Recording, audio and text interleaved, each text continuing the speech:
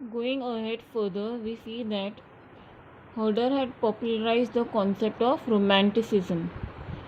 Now, जब उन्होंने romanticism ये कॉन्सेप्ट लेकर आए थ्रू पोएम्स और पेंटिंग्स, अपना जो आइडिया है नेशनलिज्म का वो लोगों तक पहुंचाने का, तो ये सिर्फ ग्रीस में ही पॉपुलराइज नहीं हुआ बल्कि it benefited Poland also.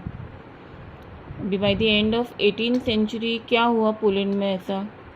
Poland was partition between Russia, Prussia and Austria. तो पोलैंड जो है अभी एक कंप्लीट देश नहीं था, अभी उसको 3 हिस्सों में डिवाइड कर दिया गया था. Now during the end of 18th century, though Poland didn't remain independent, yet national feelings were kept alive through music and languages. अभी भले ही पोलैंड तभी डिवाइड हो चुका था, इंडिपेंडेंट नहीं था, फिर भी उसके अंदर जो नेशनल फीलिंग्स थी वो लोगों तक कैसे पहुंचाई जा रही थी? It was through music and languages. अभी ये काम कौन कर रहा था? We have Carol Karpinski. He used to depict national struggle through operas, that is musical plays, turning folk dances in like polonaise and mazurka into nationalist symbol.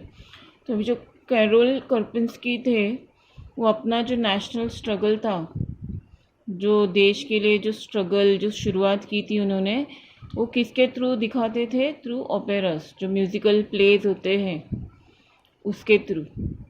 अभी जब ये सारी चीज़ें होने लगी, नेशनल स्ट्रगल स्टार्ट हुआ ओपेरास के थ्रू, बहुत लोगों को पता चला इस स्ट्रगल के बारे में, तो आगे जाके क्या हुआ? जो फोक डांसेस है, एक तरह का डांस होता है जो एक पर्टिकुलर रीजन को रिफ्लेक्ट करता है, कुछ ऐसे डांसेस थे जैसे कि पोलोनेज और मजूरका, ये नेशनलिस्ट सिंबल्स में टर्न हो चुके थे. यानी कि जब भी इन डांस को दर्शाया जाता था तो उसमें हमें नेशनलिस्ट भावना देखने मिलती थी. One more example of romanticism I can give you is about Grimm brothers. ये ग्रिम ब्रदर्स ने अपना काम कहाँ शुरू किया था? In the German reason.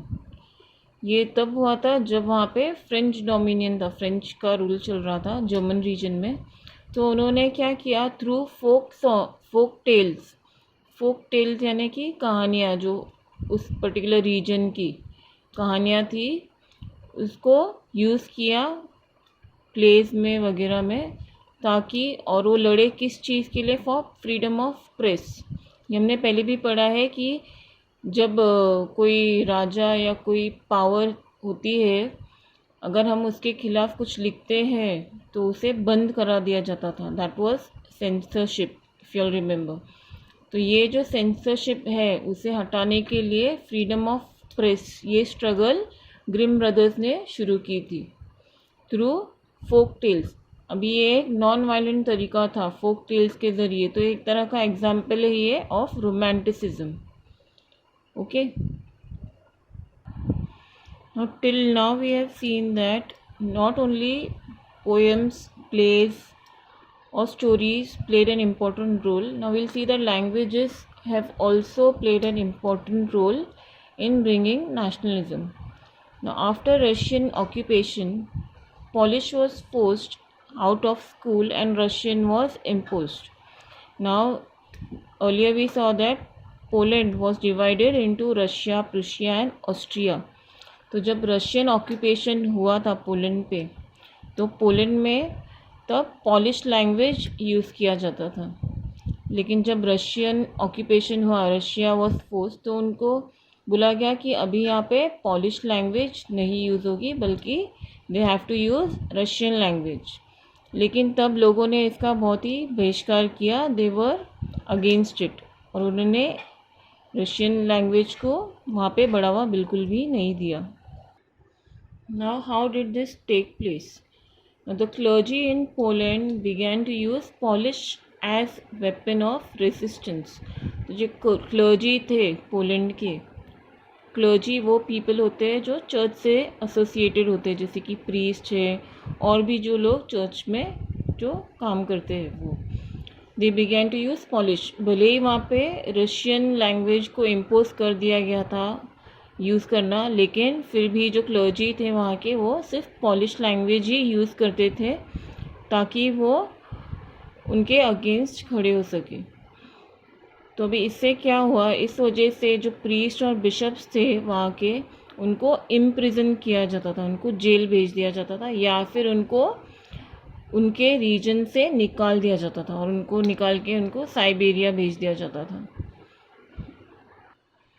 अब तक हमने देखा था कि 1830 का जो ईयर था वो सिर्फ रेवोल्यूशन का नहीं था, बल्कि उसमें हंगर और हार्डशिप्स भी थे जो लोगों ने फेस किए थे। नाउ ये जो हंगर एंड हार्डशिप्स थे ये क्यों हो रहा था ये एक्चुअल में, क्यों? Because of increasing population. जब भी पॉपुलेशन बढ़ती है तो हर एक चीज़ की कमी होने शुरू हो जाती है। तो अगर हम रूरल एरियाज़ की बात करें, वहाँ पे अनएम्प्लॉयमेंट हो रहा था, जिसकी वजह से वहाँ पे जॉब्स बिल्कुल भी नहीं थे। अभी जॉब्स ढूंढने के लिए लोगों ने क्या किया, वो माइग्रेट होना शुरू हो गए। कहाँ पर? रूरल से अर्बन एरियाज़ की तरफ। अब ये रूरल से अर्बन एरियाज़ की तरफ आ तो गए, लेकिन इतनी बड़ी जो पॉपुलेशन है जो माइग्रेट हो रही थी, उनके लिए रहने के लिए घर नहीं थे। तो इस वजह से it led to the emergence of slums. अभी स्लम्स डेवलप हो तो गए, लेकिन स्लम्स आगे जाके क्या पोर्ट्रे करते हैं कि वो पॉवर्टी और हंगर, क्योंकि काम तो था ही नहीं, जॉब जनरेशन तो हो नहीं रही थी, इस वजह से पॉवर्टी भी बढ़ रही थी एंड हंगर भी बढ़ ही रहा था। अभी ये क्या दिखा रहा है सिर्फ कि जो ये हंगर एंड हार्डशिप्स है, हार्डशिप्स जो है, तकलीफ़ जो है, वो सिर्फ जो रूरल या फिर जो माइग्रेटेड पीपल हैं, जो गरीब हैं, उनके साथ ही नहीं, बल्कि ये हर कोई फेस कर रहा था in the society. Not only the poor but also the businessman, जो वर्कर्स है, जिनकी इंडस्ट्रीज़ है, हर कोई इन हार्डशिप्स को